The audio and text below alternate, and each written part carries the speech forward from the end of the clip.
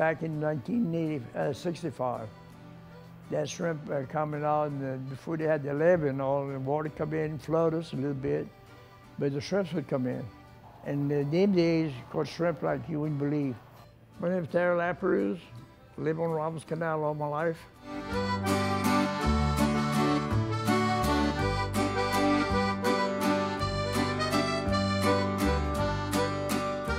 In the shrimp business, bar business, grocery store, I used to haul dirt before they stopped me, fill up land and all, and did all of that. Then build a campground, and we had the guys was hauling the dirt at school, would haul the last load in my campground and back in the store. Because where the road's at, that's where the store was, and they put us here in the marsh. Who is this person? That's my grandpa, Dad's dad. Yeah. And he lived down about 2 miles where the old store's at. And he got ready to retire, so they bought my aunt and uncle out, Dad and Uncle Chester.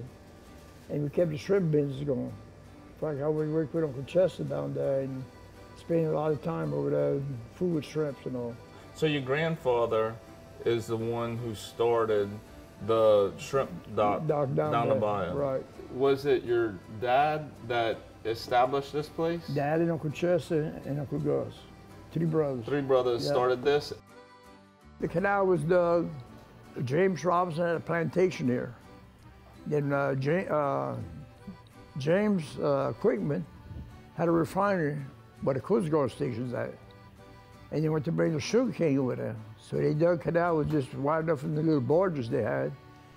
And you know, each side they'd haul it with donkeys and all, so where they could get dulac. And then they brought it to the refinery. And it was about maybe 40 foot. I don't believe it was 40 feet wide, I don't know, for my time. I was born in 34. And in 1845, that's when they finished digging the canal. And they brought it to refinery in Grand Caillou.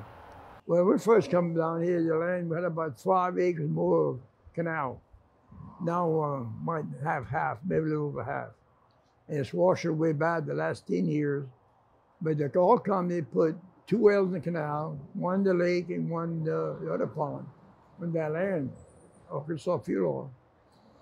And they pulled the oil out, but they don't put nothing back. So old Zeke would tell me, we need to put something back. You pump water in there. So we sink it. And it's washed away the last 10 years, washed away real bad. It used to open April 1st, went to April 15th, and now it's May 1st to the 26th. Well, the old big shrimp are coming out, 21, 25s, and they wouldn't let us catch them. But everybody got pictures of everybody catching shrimps with a cast net. And some of them got caught with 700 pounds, others got caught with 200 pounds. And we got to stay by and just let the shrimp go out for the big boats, he said. But it's not fair that we got to wait when it lasts about maybe 3 weeks.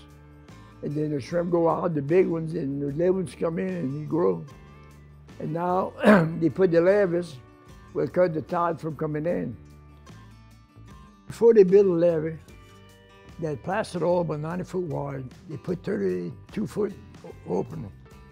By a Pigou circle, they had they made a common canal where water come in. One here, down the road about a quarter mile, they had another opening, and they had the bayou. Now they only got the bayou, it's not even the width of one of the canals they had coming out. The canal was about 80, 90 feet wide, and that's why they got the lock over there, it's not as wide.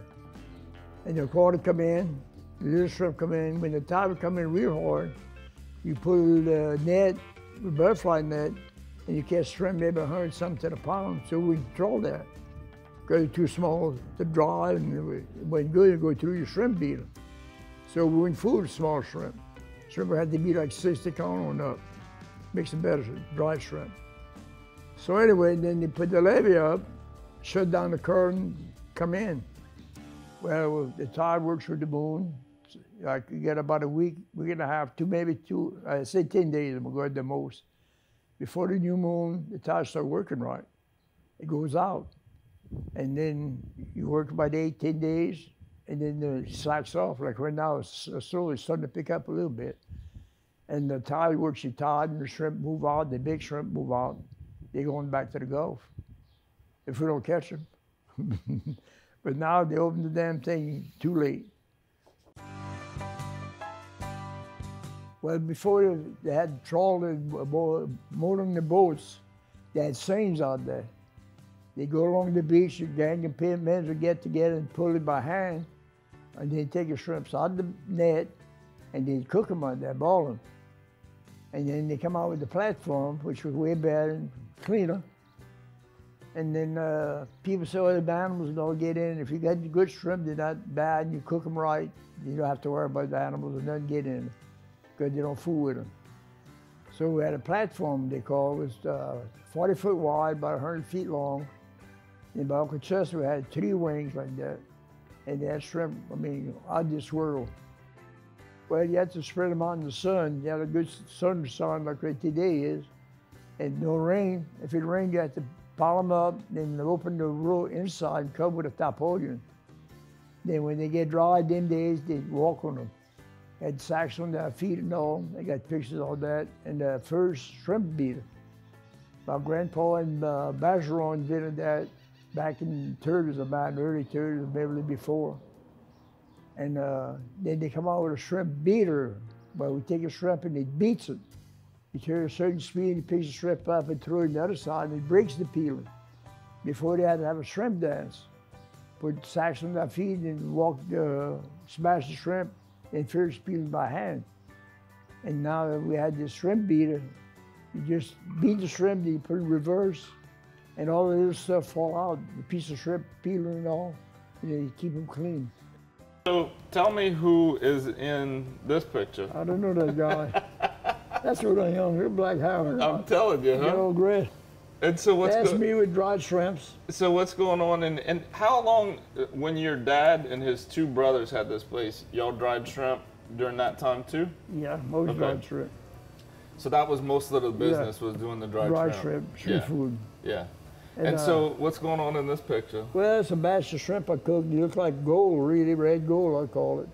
I call it Cajun peanuts. This has already been dried, or it's just boiled? Yeah, they're ready. Oh, so this is already dried and ready to go? Ready to pack, ready to put them in bags. So it went through the process of drying them and getting the shells off and all. We got dried, in fact, I got 1 dry left, big one.